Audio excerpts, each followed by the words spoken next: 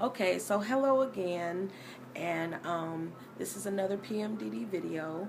And if you saw my other videos, you'll know that I said that I have a 20-year-old daughter, and my daughter also has PMDD, and we live in the same home, and sometimes it gets a little fucked up.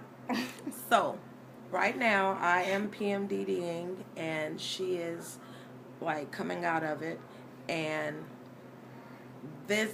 that's one of the reasons it kind of took a minute for me to get the video up so I could time it just right.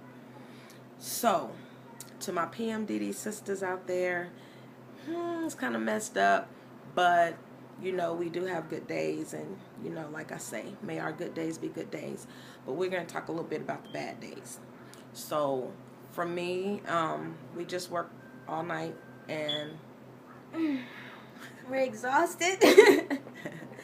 And last month, before my cycle, I had talked about how I went and did my 8 miles, and I did some jogging, and I did some walking and some exercising. Well, I didn't do it this time, and I've been exhausted, and I've had really bad cramps, and I've gone from being really calm, which scares me, to I've lost it a couple times, and I've said some really hurtful things. And did I cover it? Yeah. And my concentration has not been all that great, but that's the PMDD world for me. So one thing we wanted to talk about real quick. I want to talk about communication. Okay. Most of the time when I'm talking to somebody, I tend to cut them off. Only because my concentration, it gets so from one moment to the next. You could be talking about turtles and I would go and talk about the sky. Only because at that moment I want to talk about it. I don't care what you want to talk about, that's what I want to talk about. And if you don't want to talk about it, then boom, we're going to start arguing. And I honestly hate arguing, but when it comes to that time where my PMDD is beginning, I don't notice it. And I will argue with anybody for a long time. Which brings me to a point real quick. I think that it's really important for you to track your PMDD. Like, there's apps you can download. There's free apps. There's calendars. You can carry something with you at all times. I try to keep a little notebook with me, but I think it's really important to track what's going on. Then you can kind of look and be like, that's why I'm tripping, or that's why such and such is getting on my nerves today, or that's why I feel like throwing one of these kids through a wall. Like, it happens, So I think it's important to track your PMDD. DD. Okay. And just with her saying that, back to my communication, I tend to switch topics all day, and I can't help it. But with her saying that she wants to track, when she tells me to track mine, I don't listen to her half of the time because I'm in denial. But since our cycles are so close, I'll know. I'll say, well, you're just in PMDD, and since she's in denial, I don't know if that's like a symptom, because I believe I'm in denial. Like, every month I have PMDD, and every month I feel like it's not going to happen until bam, it's going on. And then I have the nerve to be like, why am I tripping? Like, I didn't trip last month, or the month before that. Like, what the fuck is wrong with me? So just track it. Go ahead. Yeah, I don't track mine just because it's scary. But she's going to start. I'm going to start only because I know that I have it. Only because she lives with me and I say she's going to do it. And I know that it's best to not deny it, only because every time I deny it, I get sadder and sadder. Most of the time I don't know why, it just happens. And other times I just know that I have this problem, not even a problem, this disorder, that I know that I cannot help. And this is one thing I want to say.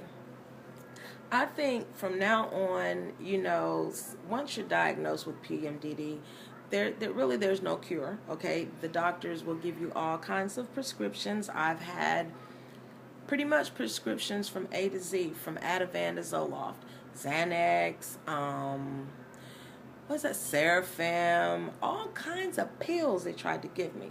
But the one thing that I can kind of say has kind of even helped, and when I use the word help, that word is so wrong because nothing helps, but it makes it a little more easier to cope, I'll say, moment to moment.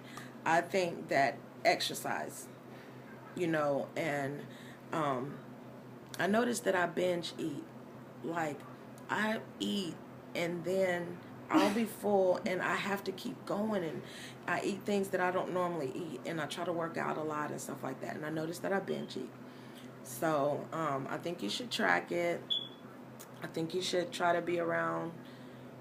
I don't like being around people if I can help it. I feel trapped. I feel like I can't leave the house. I don't like being around new people. Like my family that I live with, I'm cool with, but the family that I'm not around all the time, well, except for when we're both PMDD, but the family that I'm not around all the time, everything they do upsets me, and it annoys me. Everybody upsets her. Only around that time I'm really a happy person. Yeah, she's usually bubbly. I'm really a happy person. I'm friendly. I get along with anybody. But when it comes to that point, it's like I don't care about what anybody thinks about me. And I think that it's very important to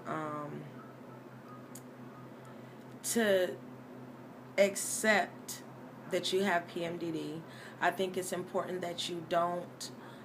I don't think you should. I'm not saying that you shouldn't apologize. Yeah, that's what I'm saying. I'm saying you shouldn't apologize. Okay, I'm thinking that this is the way that I should put it from now on. PMDD is a lifestyle. It's not a phase. It's not a fad. It's not a bad period.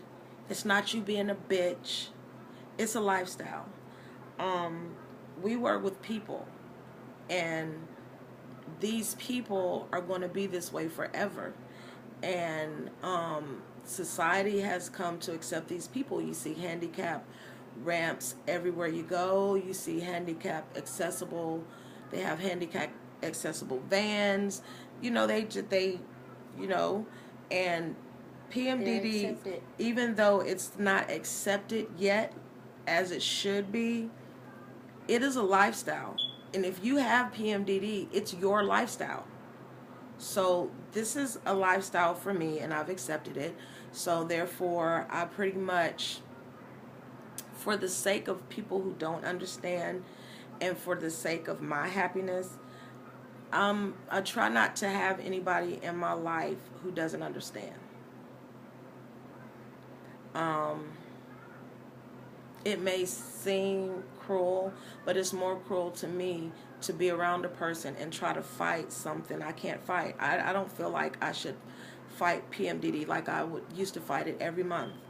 I don't feel like I should have to do. Sometimes I have appointments that I have to make. Like I said, I have my grandson. Sometimes I have to do things.